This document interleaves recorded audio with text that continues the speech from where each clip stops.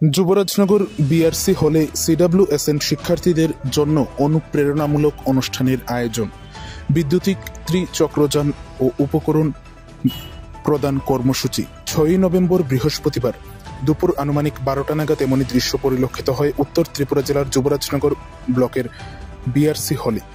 আয়োজিত হয় এক মানবিক ও অনুপ্রেরণামূলক অনুষ্ঠান, যেখানে সিডব্লিউএসএন অর্থাৎ চিলড্রেন উইথ স্পেশাল নিডস শিক্ষার্থীদের মধ্যে বৈদ্যুতিক ত্রিচক্রযান ও প্রয়োজনীয় উপকরণ প্রদান করা হয়। পাশাপাশি সকল শিক্ষার্থীর মধ্যে স্কুল ড্রেসও প্রদান করা হয়। পুরো অনুষ্ঠান জুড়ে ছিল আনন্দ, সহমর্মিতা ও ভবিষ্যতের প্রতি আশার আলো। এই বিশেষ উদ্যোগের মাধ্যমে শারীরিকভাবে বিশেষ চাহিদা সম্পন্ন শিক্ষার্থীদের স্বাবলম্বী করে তোলার এবং তাদের চলাচলে সহায়তা প্রদানের উদ্দেশ্যে বৈদ্যুতিক ত্রিচক্রযান তুলে দেওয়া হয়। এতে উপস্থিত অতিথিরা জানান, সমাজের মূল ধারায় প্রত্যেকটি শিশু, বিশেষত বিশেষ চাহিদা সম্পন্ন শিক্ষার্থীদের অবস্থান নিশ্চিত করতেই এ ধরনের উদ্যোগ অত্যন্ত গুরুত্বপূর্ণ। অতিথিরা তাদের বক্তব্যে আরও বলেন, প্রতিটি শিশুই আমাদের দেশের ভবিষ্যৎ। তাদের হাসি, শিক্ষা ও স্বপ্ন পূরণের পথ সুগম করতেই এই উদ্যোগ।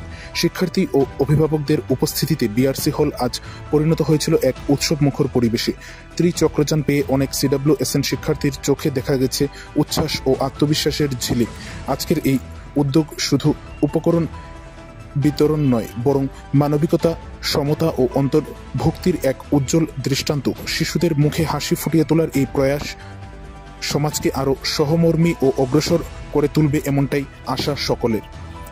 আজকের এই অনুষ্ঠানে উপস্থিত ছিলেন যুবরাজনগরের প্রাক্তন বিধায়িকা তথা ওবিসি মোর্চার রাজ্য সভাপতি মলিনা দেবনাথ।